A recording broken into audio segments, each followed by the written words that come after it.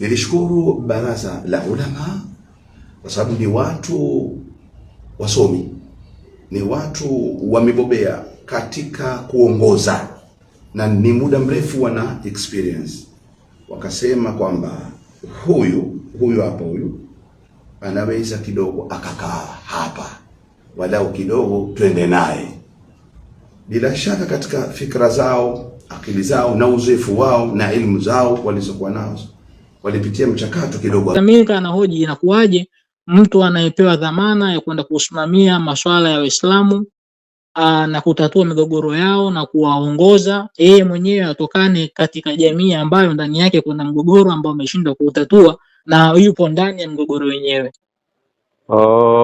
Sasa nimekuelewa topic yako. Kwa maana ndio wewe unahoji ya kwamba vipi Sheikh Abbas apewe ushekha wa mkoa, wa mkoa ambao anaenda kutatua migogoro ya Waislamu, wakati yeye msikiti aliyopo bado una mgogoro, ameshindwa kuutatua. Ndio topic yako hiyo? Ndio mada yangu. Asante. Katika wakati huu ambao ameenguliwa Sheikh Walidi, tulitegemea kwamba apatikane mtu ambaye atakuwa amejipambanua katika sura ambayo inatazamika vizuri kwa Waislamu kwa uzito. Ndio. Lakini amekuja Sheikh Abbas ambaye anatokea katika msikiti wenye mgogoro. Ni msikiti gani? Msikiti wa Mtoro. Msikiti wa Mtoro. Yeye ni shekhe pale, ni imamu? Yeye pale anajiita imamu mkuu wa msikiti wa Mtoro. Lakini msikiti wa Mtoro, waasisi wake ambao walitoa wakfu wa kifamilia ambao wana wajibu wa kuendesha wenyewe kifamilia ni watu wa Msasani, akina Sheikh Isa Sefu Gulu. Lakini kutokana na mambo kadhaa yalikuwa yakitokea nyuma, tokea enzi ya marehemu Sheikh Kasim bin Juma, palikuwa na mivutano ya kiuongozi, kwamba watu wanaukubali uongozi wa Sheikh Kasim pamoja na Alifa na kuna wengine walikuwa hawataki. Lakini kikundi cha kina Sheikh Abdallah cha urembo, wao wakawa wana nia ya kuchukua ule msikiti na kuuvamia siku nyingi sana, lakini walikuwa wanashindwa kutokana na nguvu aliyokuwa nayo Sheikh Kasim bin Juma. Baada ya kuondoka Sheikh Kasim bin Juma, zikafanyika harakati zikaendelea, akiwa anafanya Sheikh Khalifa, lakini wakaona ndio fursa nzuri ya kutumia mwanya wa kutokuwepo Sheikh Kasim na kutumia udhaifu wa Sheikh Khalifa kama sio mwenyeji wa jiji la Dar es Salaam, kutengeneza fitna hizi na hizi ili kumuondoa katika madaraka pale msikitini. Lakini mbaya zaidi, Sheikh Khalifa pia alikuwa hakubaliki na Bakhresa ambaye ndiye mdhamini mkuu, ambaye ndio mfadhili mkuu wa msikiti. Kwa hivyo zilipochanganywa jitihada za kina Sheikh cha urembo za kutaka kuchukua msikiti, sio Sheikh cha urembo, watoto wa Sheikh cha urembo ambao wanajinasibu kwamba wao ni wana udugu wa umamani wa Mtoro, kitu ambacho si kweli.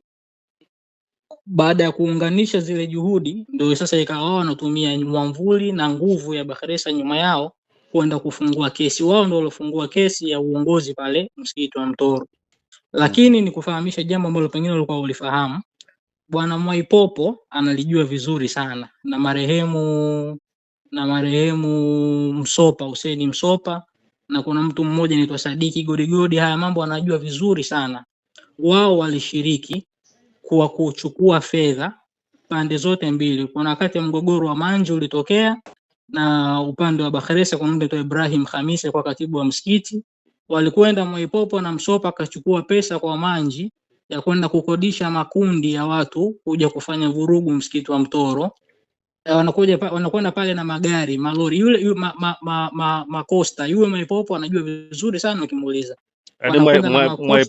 Mwaipopo alikuwa anachukua makundi ya watu kwenda kufanya fujo. Mwaipopo na Msopa na katibu wa msikiti wa Mtoro marehemu sasa hivi, alikufa siku chache tu baada ya tukio hilo, alikuwa Ibrahim. Wao wakachukua pesa wakawa wanapeleka makundi ya watu pale wanafanya vurugu, na ionekane, wanachukua waandishi wa habari ionekane kwamba Sheikh Khalifa amekataliwa na waumini wa msikiti, lakini video zipo ukitazama zile sura za waumini wa msikiti wa Mtoro walikuwa wamekaa chini wanashangaa yale ambayo yanayotokea hawayakuwazoea. Kwa hiyo lile kundi linapofanya vurugu inaripotiwa katika vyombo vya habari kwamba watu wa msikiti wa Mtoro wamemkataa Khalifa Hamisi.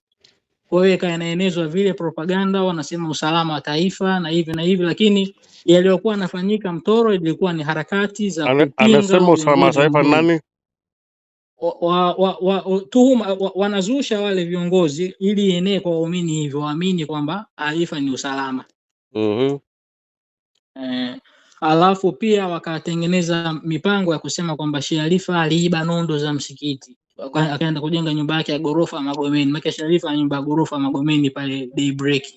Sasa hilo pia ni jambo tuhuma ambayo haingii akilini, kwa sababu ile msikiti ulijengwa kwa contract. Bakhresa alipokuja pale kujenga, naye Bakhresa kujenga, Bakhresa alijenga kwa msaada wa kina Al-Ghurair ndio alijenga msikiti. Kwa ile contract ya kwenda kujenga ule msikiti ilikuwa chini ya contractor. Sasa uwezo kaenda kuchukua nondo wewe uende ukachukua chini ya contractor, na usimamizi wa tajiri upo nyuma yake. Kwa hiyo kama ni fitna za kutaka kuzusha kuchafua ile image ya Sheikh Khalifa.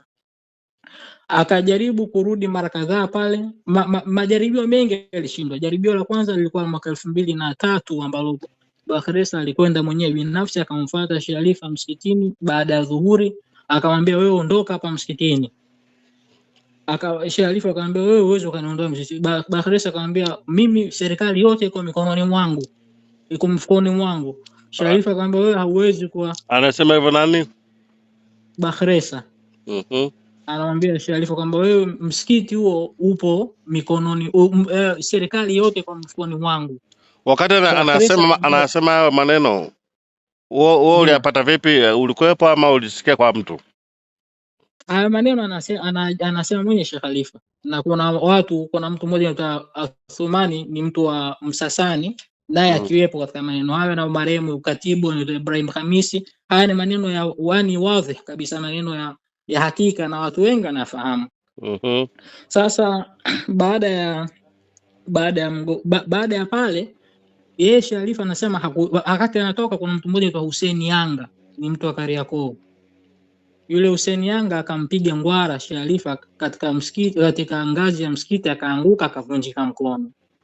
Baada ya kuvunjika mkono akarudi nyumbani kwake, lakini yeye anasema hajui ilikuwa vipi, isipokuwa alifuatwa na watu wa usalama wametumwa na Mzee Mkapa nyumbani kwake, wakachukua kwa kama pipa. Wale watu wa usalama yeye hakuwatafuta na wala hakujua ni nani aliyopeka taarifa kwa Mzee Mkapa. Basi watu wa usalama wakamtaka Sheikh Khalifa afungue kesi, lakini kabla ya kufanya hivyo wao wenyewe wakamchukua, ikatuma polisi waende ofisini kwake Bakhresa. Bakhresa akajificha kutaka kutoka, akaenda mwenyewe Msimbazi polisi. Baada ya kufika Msimbazi polisi akapiga simu kwa Mzee Makamba, wakati ule akiwa ni mkuu wa mkoa. Mzee Makamba akamwambia ngoja kidogo, jambo hilo dogo tutalimaliza muda si mrefu. Mzee Makamba akampigia simu aliyekuwa mpelelezi wa makosa ya jinai Adadi Rajab. Adadi Rajab akamwambia Mzee Makamba, hilo swala wewe achana nalo kwa sababu limetoka juu. Limetoka juu manake Mkapa alikuwa ameamua jambo shauri lile alisimamie yeye mwenyewe. Baada ya kuona hatua hizo zimeshindikana, ikabidi Mzee Makamba amrudie Mzee Bakhresa, kama bwana hilo jambo hawakulimaliza ni huyo Khalifa mwenyewe. Kwa hiyo ikawa hakuna namna, ikabidi Bakhresa atafute utaratibu wa kukutana na Sheikh Khalifa. Sheikh Khalifa Bakhresa akataka na watu wake waende kwa Sheikh Khalifa. Sheikh Khalifa sana, hapana, usije nyumbani kwangu kwa sababu mimi msikiti sio kwangu, msikiti na wenyewe, mimi nimewekwa tu pale msikitini. Kwa hiyo kikao hiko kikafanyike kwa Mzee Gulu Msasani. Kwa hivyo wakatoka wakaenda Msasani, na akiwepo alosimamia mgogoro huo alikuwa ni marehemu Mzee Mtuli, alifariki mwaka huu juzi hapa. Ndio alikuwa mpatanishi wa Sheikh Khalifa na Bakhresa. Kwa hiyo baada ya kufika pale, Bakhresa akaambiwa aandike maelezo yanayompambanua kwa nafasi yake pale msikitini. Bakhresa akasema kwamba yeye ni mfadhili wa msikiti na atabaki kuwa mfadhili wa msikiti hata atakapokufa. Familia yake itarithi zile harakati za kusaidia msikiti, lakini hayupo katika safu ya uongozi wa msikiti. Na alipokuwa pale polisi ilipigwa simu, alipokuwa polisi pale alipigwa simu, yeye aliojua Bakhresa, wewe unamjua Khalifa Hamisi? Akamwambia mimi namjua, yani nani, yani kijana tu ana vurugu pale msikitini na hivi na hivi. Sasa wakampigia simu mzee Gulu akiwa yeye ndo mwenyekiti wa bodi ya wadhamini. Akamwambia unamtambua Khalifa Hamisi? Akasema ndio namtambua.